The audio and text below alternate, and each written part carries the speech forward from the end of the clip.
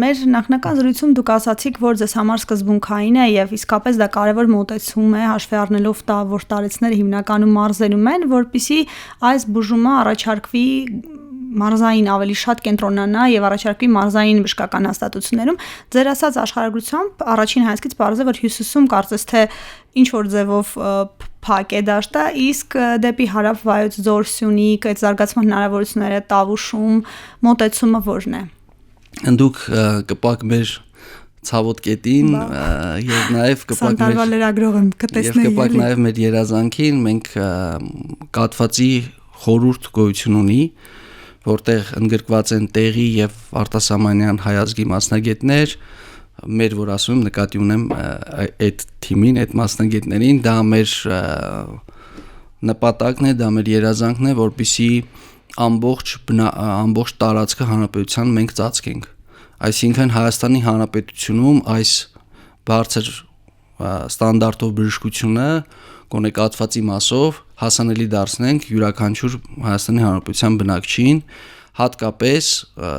ծայրամասային շրջաներում ապրող բնակիչներին եւ այդ առումով հարավը այո ամենատուժածն է եւ մենք շատ կոնկրետ ծրագրեր ունենք,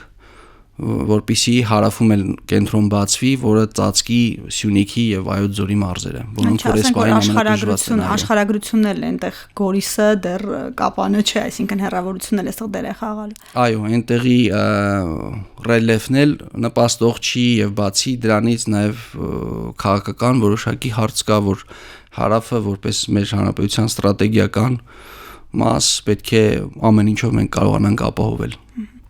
Բժիշկ հետաքրքիր կլիներ իմանալ հետևյալը, արդյոք հայերը, այսինքն թուրը բռնում է, որ հայերը ավելի են հակված կաթվածի հաշվի առնելով սխալ կենսակերպը, այդ յուղոտ բանուտը, դրանք այդ կապ ունեն, թե չէ, մարդիկ որ մեզ լսում են յուղով ճաշեփող մեր տատիկները, մեկ լինում է, չէ, հարցուկիսուր գրված, բայց ինչի է յուղով, ինչի է, ուզում ասեմ, մեր կենսակերպը, մեր այս գաստրոնոմիական մոտեցումը, արդյոք կապ ունի, դուք շփվում եք, ես գիտեմ, արտերկրի ձեր գոլեգաներ ինչ են ասում, արդյոք մեմուս ավելի շատ հանդիպող երևույթ է։ Կաթվածի ռեգիստրի ներմուծումը հնարավորություն կտա ավելի հստակ թվերով խոսել, բայց այն թվերը ինչ որ ունենք մեր ձեռքի տակ, բնականաբար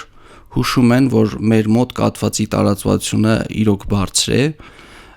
եւ իհարկե կենսակերպը, սնունդը շատ անմիջական ու ուժեղ ազդեցություն է ունենում։ Հիմա ես կթվեմ կաթվածի հետ կապված ինչն է ամենամեծ ազդեցությունը թողնում եւ կտեսնենք, որ սնունդը կարևոր մաս է զբաղեցնում։ Կանխարգելման առումով, չէ՞, ինչպես կանխարգել ենք։ Տեսեք, հիմնական ռիսկի գործոնները, հիվանդությունները եւ որոնք որ ազդում են կաթվածի առաջացման վրա, դրանք են առաջինը ես կնշեի զարկերակային գերճնշումը,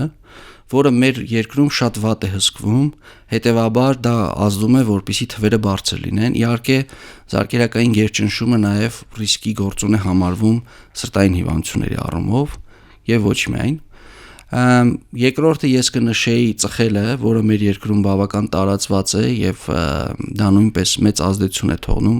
կաթվածի բոլոր տեսակների հավանականությունը բարձրացնում է։ Կարևոր գործոն է խոլեստերինի բարձր մակարդակը արյան մեջ, որը որ բնականաբար կապված է նաև սննդի հետ, անառողջ սնունդ շատ օգտագործելու հետ։ Շատ կարևոր գործոն է հիպոդինամիան, այսինքն քիչ շարժվելը, ոչ սպորտային լինելը։ Երևի արտասահմանի հետ իմ հիմնական շփումների ժամանակ հիմնական բանը տարբերությունը, որ ես տեսնում եմ, երևի ավելի շատ մեր ոչ սպորտային լինելն է։ Քաշ ավելորդ այս դեպքում էլի ռիսկի մեջ է, չէ՞։ Այո, իհարկե, ավել քաշն էլ առանձին գործոն է համարվում եւ դա փոխկապակցված է քիչ շարժվելու հետ։ Եթե մի բան ինձ ասեն, ամենաէական տարբերությունը, որ ես տեսնում եմ արտասահմանի եւ Հայաստանի մեջ, երևի մեր ոչ սպորտային լինելն է 60-ից հետո, բժիշկ 60-ից հետո ընդհանրապես մենք ոչ սպորտային ազգ ենք, մենք քիչ ենք մարզվում, մենք սպորտային հաջողություններ ունեն մեր մարզիկները, բայց համատարած մեր ժողովուրդը չի մարզվում, դա իրոք ազդեցիկ գործոն է։ Վստահաբար մեծ աշխատանք ունենք կատարելու, պետական ամբողջ ստրուկտուրան պետք է ընդգրկվի սրա մեջ, որովհետև սա ստրատեգիական կարևոր բան է պետության համար։ Բնակչության առողջությունը դա ամենակարևոր ստրատեգիական կետերից է, որ պետությունը պետք է իր առաջ խնդիր դնի բարելավելու այդ արդյունքները։ Իսկ իսկ թվերի մասով ես վստահ եմ, որ դուք որոշ թվեր այնուամենայնիվ, որտեղ հաջողության պատմություններ ու թվեր են դրանք անգիր գիտեք, քանի մարդ է օգտվել ծրագրից, կարող ասել, քանի կյանք է փրկվել։ Տեսեք, մենք չենք կարող ասել, որ քանի մարդ օգտվել է, այդքան կյանք է փրկվել, որտեղ դա կոռեկտ չի լինի, բայց վստահաբար այս երկու մեթոդներն էլ տրոմբոլիցիկ թերապիան եւ մեխանիկական տրոմբեկտոմիան ապրելիությունը բարձրացնում են վստահաբար։ Եվ բացի կյանքեր փրկելուց այս ծրագիրը նաեւ ինչով է կարեւոր, որ մարդը ազատվում է հաշմանդամությունից ծանր։ Դա նույնպես շատ կարեւոր է, ոչ պակաս կարեւոր։ Կյանք փրկելուն հավասար կարևոր է նաև հաշմանդամությունից կանխարգելելը, հաշմանդամությունից մարդուն ազատելը։ Այս մեթոդների կիրառումը հնարավորություն է տալիս եւ կյանքեր փրկել եւ ազատել հաշմանդամությունից եւ նաև պետք է հիշել, որ կաթվածը դա դեմենցիայի այդ հիշողության խնդրով հիվանդության հիմնական պատճառներից մեկն է։ Ալցհեյմեր հիվանդության հետ միասին այդ ծերունական սկլերոզ, որ ժողովրդական ձևով ասվում է, Հայաստանում վիճակագրություն ցույց է տալիս, ներես եք ընդհատեցի, որ անոթային դեմենցիան երկրորդն է տեղով։ Ամբողջ աշխարհում ինքը մեծ նշանակություն ունի, այսինքն այս ծրագրի ներդրումով պետությունը մի քանի հարց է լուծում, փրկվում են կյանքեր, մարդիկ հաշմանդամ չեն դառնում եւ մարդիկ չեն ունենում դեմենցիա։ Սա շատ կարեւոր ծրագիր է, ինքը մենակ բժշկական չի, սոցիալական մեծ բաղադրիչ ունեցող ծրագիր է։ Պարոն Բաղդասարյան, զարգացումների մասին, երբ որ խոսենք սթրոք ծրագրի, դուք ասացիք հեռաբժշկության մասով, ինչ եք նախատեսում, ինչ նաև տեսլական ունեք։ Մենք բազմաթիվ նպատակներ ունենք։ Այս բժշկությունը շատ տեխնոլոգիական բժշկություն է, այսինքն մեր աշխատանքը բարձր տեխնոլոգիական սարքերի հետ է կապված, MRT, CT, անգիոգրաֆիա, այսինքն սրանք բոլորը բարձր տեխնոլոգիական սարքավորումներ են։ Թանկարժեք չեն, այո, շատ թանկարժեք սարքավորումներ են, եւ այդպես է ստացվում, որ մենք տեխնոլոգիաների հետ սեր ունենք, այսպես ասած, եւ այդ տեխնոլոգիաներից մեկն է նաեւ հեռաբժշկական տեխնոլոգիան, որը ամբողջ աշխարհում վաղուց կիրառվում է, այսինքն դա հնարավորություն է տալիս, որ տեղում, եթե մենք չունենք մասնագետ, հեռակապի միջոցով կազմակերպել կոնսուլտացիա։ Սա շատ հեռանկարային ուղղություն է Հայաստանի համար, կարծում եմ։ Աշխարհում կիրառվում է, նոր հեծանիվ պետք չի հորինել, եւ հիմա մենք այդ քայլերն ենք անում Վանաձորի բժշկական կենտրոնի հետ եւ ես ուրախությամբ նշում եմ, որ սա փաստորեն սկսվել է կաթվածի մեջ սկսվել է երկու մարզային կենտրոնների միջև։ Մենք բավական երկար ժամանակ Վանաձոր բժշկական կենտրոնում փորձում էինք մասնագետներ ունենալ, որպեսզի սկսեինք կաթվածի ծրագիրը լիարժեք կաթվածի կենտրոն ունենայինք, բայց հասկացանք, որ ժամանակը ձգվում է եւ չենք ունենում այդ հնարավորությունը մասնագետ տեղում ունենալու եւ միտք առաջացավ, որ հեռաբժշկության կոմպոնենտը օգտագործելով մենք ունենանք հնարավորություն տրոմբոլիցիկ թերապիա անելու եւ մեր արտասահմանի գոլեգաների օգնությամբ, որոնք որ փորձ ունեին մեծ, հատկապես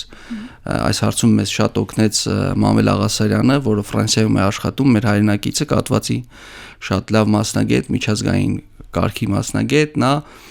մի կենտրոնում էր աշխատում, որը համակարգում էր մոտարապես Հայաստանի չափ տարածք եւ իրենց համար հեռաբժշկության գործիքը ամենօրյա աշխատանք էր եւ նա իր փորձով մեզ օգնեց Արմեդ ցանց գոյություն ունի, գիտեք, որով ամբողջ մեր բժշկական հաստատությունները եւ առողջապահության նախարարությունը իրար հետ կապված են։ Արմեդ ցանցի միջոցով օգտագործելով մեր դրսի գոլեգաների փորձը մենք սարքեցինք մոդուլ, սարքեցինք հատուկ հնարավորություն տեխնիկապես, որ Արմեդ ցանցի միջոցով կատարվի ինֆորմացիայի փոխանակություն, դա օրինական լինի, դա շատ կարևոր է եւ հիմա դա արդեն հաջողությամբ կիրառում ենք եւ բնականաբար զարգացնելու ենք։ Դա հետագայում հնարավորություն կտա, որ այլ ոլորտներում էլ դա կիրառվի, բժշկության այլ ոլորտներում։ Բժիշկ եւ վերջին հարցը կուզեմ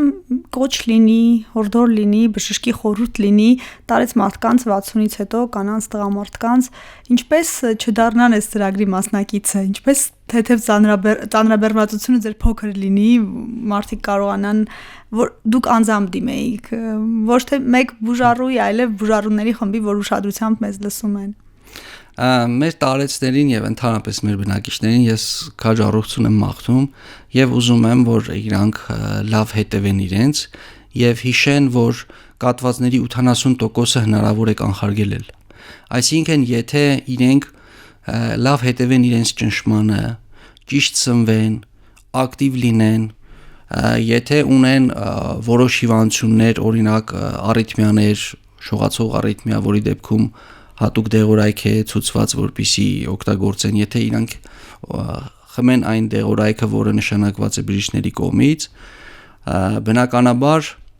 շատ ավելի քիչ հիվանդներ մենք կունենանք։ Ասում եմ 80% դեպքերում կաթվածը հնարավոր է կանխարգելել եւ դա շատ ավելի էֆեկտիվ է, շատ ավելի էժան է եւ շատ ավելի ցանկալի է, որովհետեւ ինչքան էլ այն բժշկական մեթոդները, որոնք հիմա կիրառվում են Հայաստանում, լինեն շատ բարձր էֆեկտիվության, եթե արդեն կա կաթվածը, դու ինչքան էլ շուտ անոթը բացես, ուղեղի վնասում տեղի ունենում է եւ ցանկալի է դա կանխարգելել, այո։